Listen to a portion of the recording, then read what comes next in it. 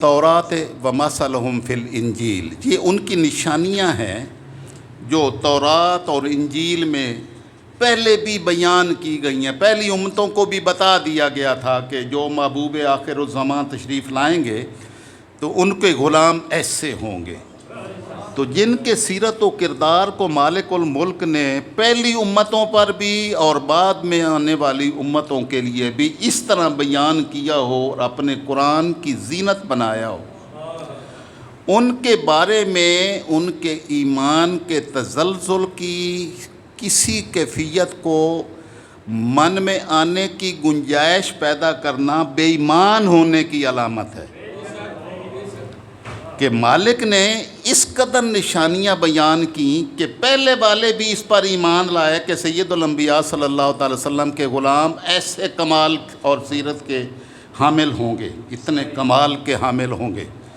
یہ ہر ایک کو بتایا مالک نے، پہلی کتابوں میں بھی اوصاف بیان کیے اور کلام مقدس میں بھی بیان کیے۔ لیکن آپ کو یہ بات معلوم ہونی چاہیے کہ کمال صرف صاحب کمال کو ہی نظر آتا ہے۔ خیر، خوبی، نور صرف نور والوں کو نصیب ہوتا ہے، جن کو اللہ ایمان کا نور عطا کرے۔ جن کو ایمان کا نور خود نصیب نہ ہوا ہو، وہ صاحب ایمان کے نور کی نشانی کو دیکھنے سے آنکھیں اندھی ہوتی ہیں، اتنی اندھی ہوتی ہیں کہ صحابہ تو صحابہ کرام ہیں، سید الانبیاء والمرسلین کے چہرہ اقدس کا نور بھی نظر نہیں آتا۔ کتنے منکرین تھے جنہوں نے چہرہ مصطفیٰ صلی اللہ تعالی وسلم کا اپنی آنکھوں سے دیدار کیا، لیکن ایمان کا نور نصیب نہیں ہوا۔ تو کسی اور کا چہرہ اور اس کا نور ان لوگوں کو نظر کیسے آئے گا جن کو سید الانبیاء والمرسلین صلی اللہ علیہ وسلم کے چہرہ انور کا نور نظر نہ آیا ہو؟ تو نتیجہ کیا نکلا کہ یہ نشانیاں صرف ان کو نظر آتی ہیں جن کو اللہ ایمان کا نور عطا کرے۔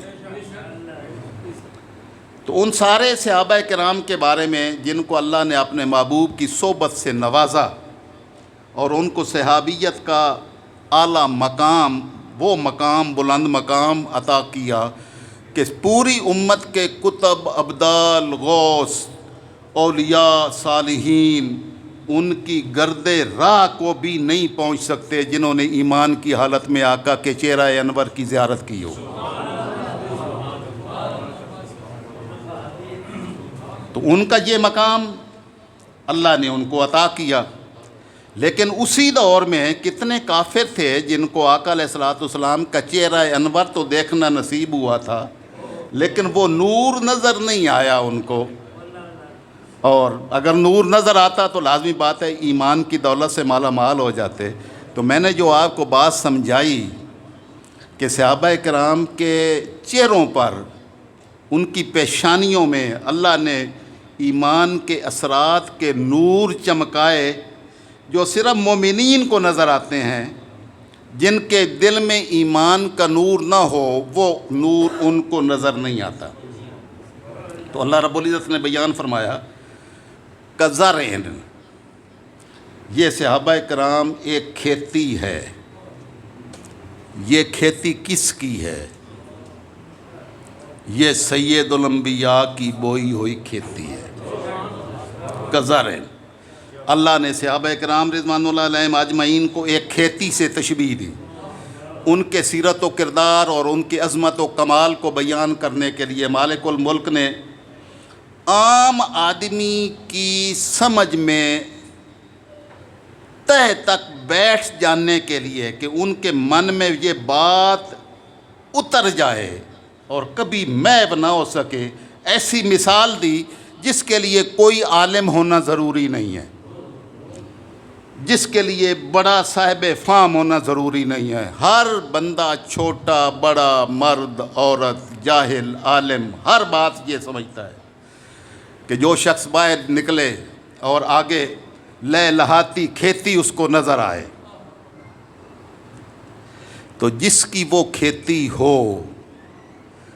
دوسرے بندے وہ کھیتیاں دیکھ کے، وہ سبزے، وہ پھول، وہ کلیاں وہ دیکھ کے کتنا خوش ہوتا ہے، تو جس نے وہ باغ سینچا ہو، خود باغ کھیتی لگائی ہو، اس کی اپنی خوشیوں کا کیا عالم ہوگا۔ تو صحابہ کرام رضوان اللہ علیہم اجمعین یہ میرے آقا کی کھیتی ہیں۔ یہ بیان کس نے کیا ہے کھیتی؟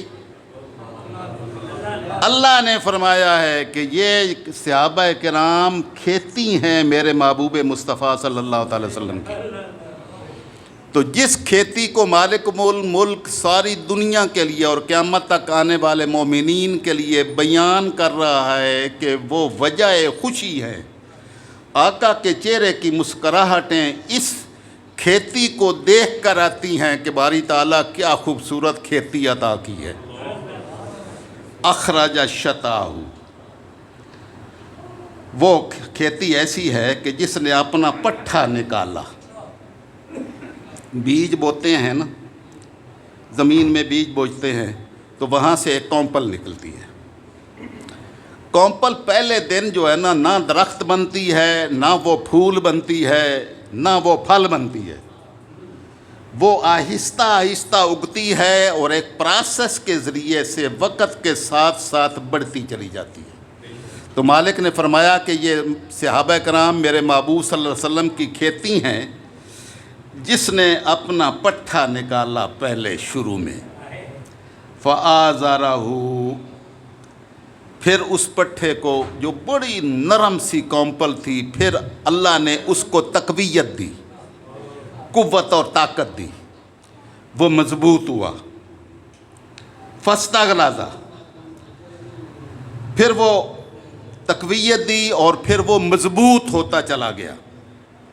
فَاسْتَوَىٰ عَلَىٰ سُوقِهِ، پھر وہ اپنے تنے پر کھڑا ہو گیا۔ وہ پٹھا جو ایک چھوٹی سی کونپل تھی، نرم و نازک، جس کو انگلی بھی لگ جائے تو وہ شاید مرجھا جائے، اتنی نرم و نازک، یہ رب ذوالجلال نے صحابہ کرام کے ایمان کو سورہ الفتح کی آیت نمبر 29 میں اپنے محبوب کی کھیتی کو بیان کیا کہ یہ میرے محبوب نے وہاں ایمان کا بیج بویا، تو ایک ایک کر کے ایمان قبول کرنے والے اس کھیتی کی کونپل بن کے نکلتے رہے۔ اب وہ پھلتی پھولتی مضبوط کھیتی بن گئی ہے۔ یوجب الذرّہ، اب وہ جو بیج بونے والا تھا میرا محبوب صلی اللہ تعالی وسلم، جب وہ اپنی کھیتی دیکھتا ہے تو وہ اس کھیتی کو دیکھ کر اتنا خوش ہوتا ہے کہ یہ میرے محبوب کی خوشیوں کی انتہا ہے کہ رب ذوالجلال نے اپنے محبوب کی کوششوں اور کاوشوں کو صحابہ کرام رضوان اللہ علیہم اجمعین کی شکل میں، مضبوط کھیتی کی شکل میں دنیا کو دکھایا اور اپنے محبوب کو بھی دکھایا۔ تو آپ نے اپنی کھیتی 1,24,000 کم و بیش صحابہ کرام کی شکل میں حجۃ الوداع کے موقع پر اپنی آنکھوں سے دیکھ لی تھی، اور جس دن میرے محبوب صلی اللہ علیہ وسلم نے یہ ساری کھیتی اپنی جو اللہ نے اگائی اور اتنی مضبوط ہو گئی جب دیکھ لی، تو اس دن مالک نے فرمایا الیوم اکملت لکم دینکم، آج میں نے تمہارے لیے تمہارا دین مکمل کر دیا۔ جس دن یہ کھیتی مکمل ہوئی، اس دن کھیتی اگانے والے کی آنکھیں ٹھنڈی مالک نے ملک نے کی اور فرمایا کہ میرے محبوب آج میں نے دین کو کمال عطا کر دیا، آج دین مکمل ہو گیا۔ لِیَغِیظَ بِهِمُ الْکُفَّارَ، یہ کھیتی ذرا لوگوں کے سامنے سارے لوگوں کو دکھائیں تاکہ دشمن جل جائیں، لیغیظ بہم الکفار، تاکہ ان کے ذریعے سے منکرین اور کافروں کو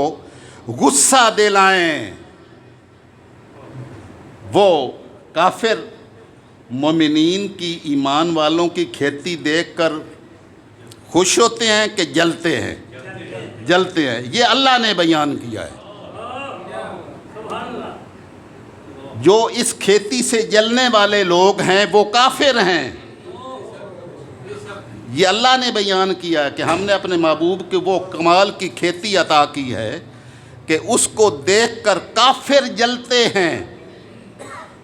اور محبوب کی آنکھیں ٹھنڈی ہوتی ہیں، اور محبوب کے ماننے والے غلاموں، مومنین کے ماننے والے، آقا علیہ السلام کے ماننے والے صاحب نور، صاحب ایمان لوگوں کی آنکھیں بھی ٹھنڈی ہوتی ہیں اس کھیتی کو دیکھ کر۔ تو یہ مالک الملک نے ایک کلیہ اور قاعدہ بتا دیا کہ اس کھیتی کو دیکھ کر جن کی آنکھیں ٹھنڈی ہوں وہ سمجھ لیں کہ وہ اس کھیتی کے بونے والے کے ساتھ نسبت اور تعلق رکھنے والے ہیں، اور جن کی آنکھیں ان کو دیکھ کر جلتی ہیں ان کا تعلق نبی کی بارگاہ کے ساتھ نہیں ہے، ان کا تعلق کفار کے ساتھ ہے جو اس کھیتی مصطفیٰ کو دیکھ کر جل جاتے ہیں۔ وعد اللہ الذین آمنوا، اللہ نے وعدہ فرمایا ہے ایمان والوں کے ساتھ، وعملوا الصالحات، جن کو اللہ نے ایمان کی دولت دی اور انہوں نے نیک اعمال کیے، مغفرتاً، وعملوا الصالحات منہم مغفرتاً واجرا عظیما، اللہ نے ان کے لیے تو اجر عظیم تیار کیا ہی تھا صحابہ کرام کے لیے، ان کی ذات پر محبتوں کے تعلقات رکھنے والے اور ان کی ذات سے اپنی نسبت اور اپنا تعلق ظاہر کرنے والے لوگوں کو بھی رب ذوالجلال نے مغفرت، اپنی بارگاہ سے بخشش اور اجر عظیم کا وعدہ فرمایا ہے۔ بحیثیت انسان اگر کہیں کسی سے کوئی غلطی بھی ہو جائے تو مالک الملک نے فرمایا کہ ہم نے اپنے محبوب کے غلاموں سے اگر کہیں بشری تقاضوں کے اعتبار سے کہیں کوئی غلطی بھی سرزد ہوئی تو ہم نے پہلے اعلان کر دیا کہ ہم نے معاف کر دیا۔ تو مالک الملک کی بارگاہ میں یہی وہ بیس ہے کہ اللہ نے یہ قاعدہ بیان کیا کہ میری بارگاہ میں ایمان صرف ان لوگوں کا قبول ہے جن کا ایمان صحابہ کرام کے ساتھ مماثلت رکھتا ہو۔ وَإِذَا قِيلَ لَهُمْ آمِنُوا كَمَا آمَنَ النَّاسُ، جب ان کو کہا جاتا ہے کہ ایسے ایمان لاؤ جیسے میرے محبوب کے صحابہ کرام ایمان لائے ہیں، قَالُوا أَنُؤْمِنُ كَمَا آمَنَ السُّفَهَاءُ، تو وہ جواباً کہتے ہیں کیا ہم اس طرح ایمان لائیں جیسے بے وقوف لوگ ایمان لائیں ہیں؟ أَلَا إِنَّهُمْ هُمُ السُّفَهَاءُ، اللہ نے فرمایا کہ آگاہ رہو کہ بے وقوف یہ خود ہیں، وَلَٰكِن لَا يَعْلَمُونَ، لیکن یہ جانتے نہیں ہیں، یعنی اللہ نے عقل ہی سلب کر لی ہے کہ ان کو یہ حقیقت پہچانی ہی نہیں جاتی، نظر ہی نہیں آتی۔ تو میں نے آپ کو یہ بات سمجھانا تھی کہ سید الانبیاء صلی اللہ تعالی وسلم کی آل بیت اطہار کی محبت ہمارے ایمان کی بیس ہے، لیکن اس سے یہ بڑا نازک سا مرحلہ ہے کہ کہیں اس سے رفض کی بو تو نہیں آتی کہ اہل بیت اطہار کے ذات کے ساتھ محبت کا اظہار کرتے کرتے کہیں صحابہ کرام کا بغض تو نیچے سے نکل نہیں آتا۔ اگر وہ آتا ہو تو پھر وہ رفض ہے، وہ محبت بھی قبول نہیں ہے۔ اور کئی لوگوں کو جو ہے نا محبت اہل بیت کا اعلان نصیب ہوا، انہوں نے اعلان کیا کہ ہم اہل بیت اطہار کے ساتھ محبت کرتے ہیں، لیکن وہ محبت میں اس طرح کا غلو کیا کہ صحابہ کرام کی محبت کا دامن اور ان کی ذات کے ساتھ ان کا تعلق بغض میں بدل گیا، ایمان کا خاتمہ ہو گیا، اور اس کی ضد الٹ اس کا ہوا، تو کئی رافضی بن گئے محبت اہل بیت اطہار میں، اور کئیوں نے یہ دیکھا کہ جنہوں نے صحابہ کرام کو تو چھوڑ دیا ہے، انہوں نے صحابہ کرام کے ساتھ بغض پالا ہے، ان کے ساتھ اپنی نسبت، اپنی محبت، اپنی تعلق کو انہوں نے ختم کر دیا ہے، تو انہوں نے صحابہ کرام کی محبت کا جھنڈا اٹھا لیا، اور ان کی محبت میں اہل بیت اطہار تو دور کی بات ہے، سارے حضرت علی المرتضیٰ کو بھی کافر کہہ دیا۔ یعنی ان کی محبت میں خارجیت پیدا ہو گئی، اور اس خارجیت نے کیا کیا؟ انہوں نے اہل بیت اطہار اور حضور کی نسبی فضیلت اور آقا کی بارگاہ کے ساتھ نسبت اور تعلق اور نسب کا تعلق رکھنے والوں کو دائرہ اسلام سے خارج کر دیا۔ تو یہ دونوں انتہائیں تھیں، ان دونوں کا خاتمہ کر کے اہل سنت کو اللہ رب العزت نے ایمان کا نور عطا کیا، اور اس پر ہم باری تعالیٰ تیرا شکر بجا لاتے ہیں، تیرے نبی کی بارگاہ پر درود و سلام پڑھتے ہیں کہ باری تعالیٰ تو نے اپنے نبی کی ہمیں وہ نسبت عطا کی کہ اس کی اہل بیت اطہار کے بھی ہم غلام ہیں، اور تیری بارگاہ پر اپنی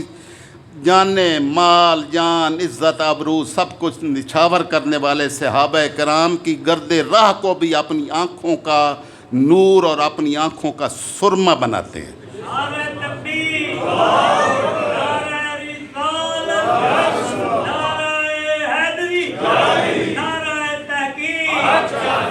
یہ بیلنس ہے،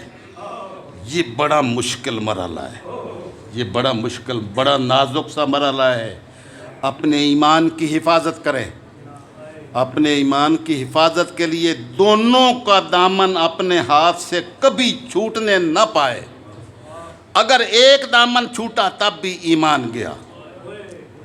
اہل بیت اطہار کا دامن چھوٹا تب بھی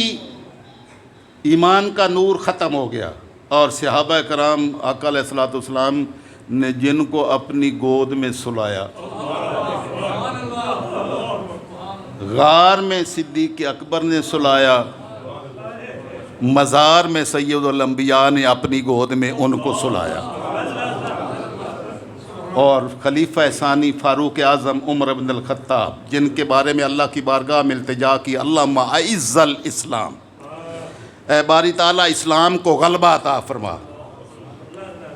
یہ حضرت عبداللہ ابن عباس رضی اللہ تعالیٰ عنہ سے مروی حدیث ہے کہ آقا علیہ السلام نے دعا کی، اللہم اعز الاسلام بے ابی جہل ابن ہشام او بے عمر ابن الخطاب، کہ باری تعالیٰ اسلام کو غلبہ عطا فرما، عزت وقار عطا فرما ان دو ہستیوں میں سے جو تیرے پسند ہے، ابو جہل ابن ہشام یا عمر ابن الخطاب۔ فاصبح، حضرت عبداللہ ابن عباس فرماتے ہیں کہ صبح ہوئی، آقا علیہ السلام نے رات کو دعا کی، صبح ہوئی، فغدا عمر علی رسول اللہ صلی اللہ علیہ وسلم، تو اللہ نے اپنے نبی کی دعا کو فاروق اعظم کے حق میں قبول کرتے ہوئے عمر ابن الخطاب کو اپنے محبوب کے قدموں پر لا کھڑا کیا۔ بس یہ ایمان کی علامت ہے، ان دونوں کا